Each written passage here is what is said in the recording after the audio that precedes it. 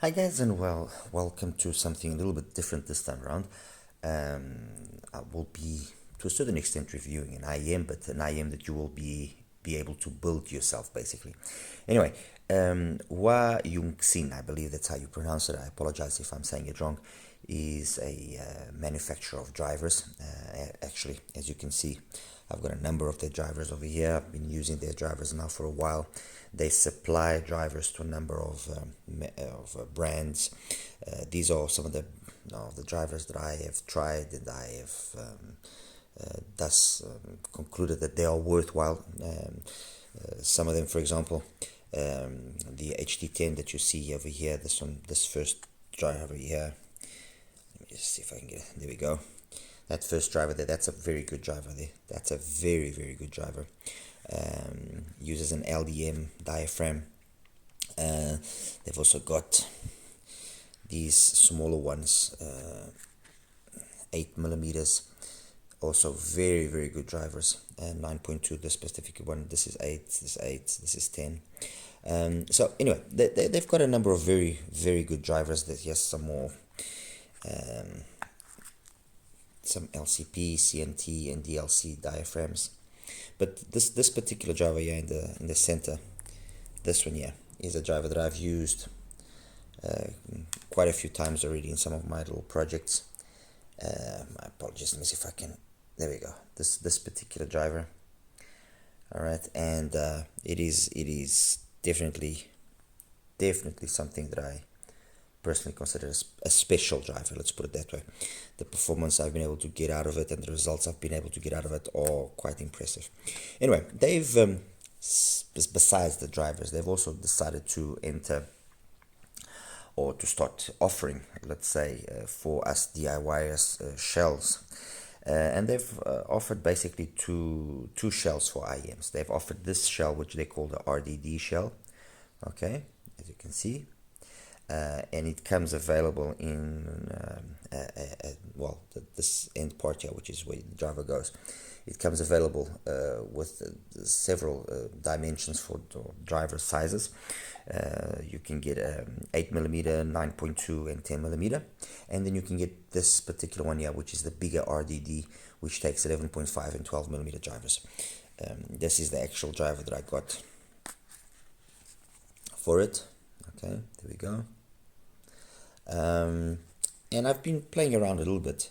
I haven't used, I did not use the cabling that you see here just because it was a little bit too thin, too short, and I was using a test wire. Anyway, the shell is seems to be a resin of sorts. It doesn't seem to be metal. At least that's the perception I get. It's got a different design, a nice design. The only real criticism, if you can call it a criticism, is the fact that it uses an MMCX connector, which goes over there, as you can see. And then you take the connector, which is the one I've got here in my hand. I apologize, this is really small stuff, so it's not easy to show. And that's where the wires are soldered. And anyway, this gets inserted over there, which I have not done yet because I've not finalized, let's say, tuning. So that gets inserted with a little bit of glue so it doesn't come out.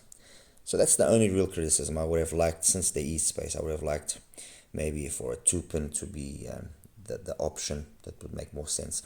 Anyway, the actual, like I say, terminal goes inside there.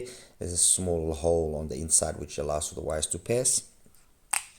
And then you have the front chamber, okay, which takes the driver, which is inserted over there like so, okay, and obviously glued down once you're finished.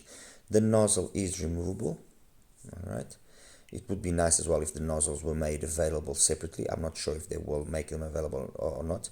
And why do I say that? So that you can obviously then tune the nozzles differently. So you can put different filters on the nozzle and have different tunings if that's what you desire. All right, and then you have the rear chamber, which is this one, okay, which gets inserted in the back part, obviously. So over there, like so. All right. Actually, I've got this one here already mounted, so it gets inserted in the back, like as you can see. And that too has a removable filter of sorts. Okay, now I bring your attention to one thing. This tuning of this rear filter, you will have to use some really small filters. The ones that I actually got from them are a little bit on the large size, not easy to tune. Well, I can't even use them on here because they're a little bit on the big size. They're roughly 3.6 and 3.5 millimeter in diameter, so not really easy to use. But the normal ones you can usually get from NSC Audio Store or a few other stores on AliExpress, they will be more than capable of being used over there. All right, so you can use it. You have to use a smaller one there, something like a 1.5 millimeter diameter at most. All right, and again, this provides an additional tuning. Basically, the BGVP P05 is an IM that comes to mind in terms of the system of the rear tuning. It's one of the few actually that allows the back vent to be tuned. Oh my, got butterfingers today. There we go. So, and that's then how the shell will look once it's fully assembled. Right, the actual fit is actually quite interesting. Although it's got this big section in the back here, you would think maybe it would be an issue, but no, it actually fits quite nicely in the ear. It's got a nice solid construction. Honestly, there's really no criticism. I mean, obviously this is for the DIYers, for the ones that like to play around and tune and so on and so forth. This is not going to be a product for everybody. The price, depending on where you get it as well, is not... I mean, you can argue if the value is fair or not, but obviously, depending on where you are and which part of the world you are, it will cost anywhere between, well, these particular RDD shells, for example, in my case, they cost me roughly $75 because I'm here in Europe and, you know, all the taxes and so on and so forth. So $75 is not exactly small money, but I'm positive that in other places of the world that are not subjected to the EU community taxes, this will probably be cheaper. I'm assuming this will be somewhere around the $50, $40 to $50 price bracket. And then they also offer another shell, which I don't have it here, which is a shell which is very reminiscent. I can show you a picture, which is very reminiscent of the IE series from Sennheiser. It's got that vibe. It's not exactly the same. I know some of you will probably be saying, oh, they're copying and this and that. Well, look, it is what it is.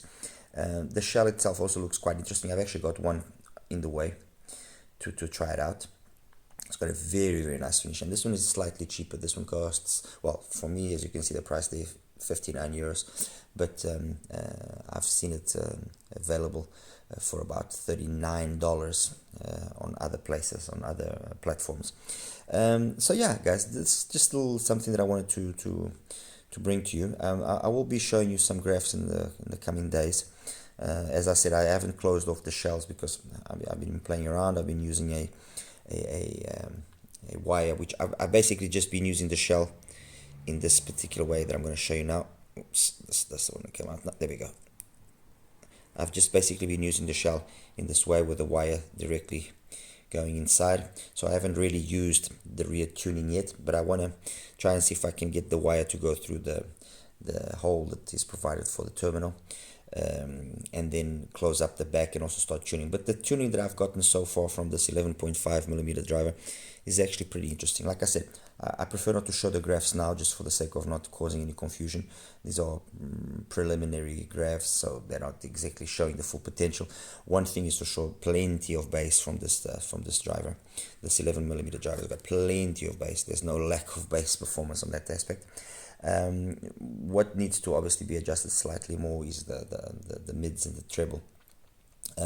Although the treble is not as extended as on some of the other drivers that they have, mainly because of the fact that it's a bigger driver. The mids are pretty good. They just need to be tamed down slightly. So like I said, in the coming days I will be playing around a little bit more with the tuning, and then once I've got some results which I deem are respectable, I will definitely post them. Also, I'm waiting, besides the IE900 type shell, I'm also waiting for the shell which houses the 9 and 10 millimeter drivers, because I want to try that shell as well. With, as you can see, I've got a large selection of drivers. I want to try some of those drivers on the RDD shell, and also on the IE900 clone shell, let's put it that way. All right, anyway guys, I'll link in the description where you can have a look at this, and I'm sure that, you know, if you have that DIY curiosity, I'm sure many of you will probably want to give this a go. And that's it. All right, you take care now. Bye bye.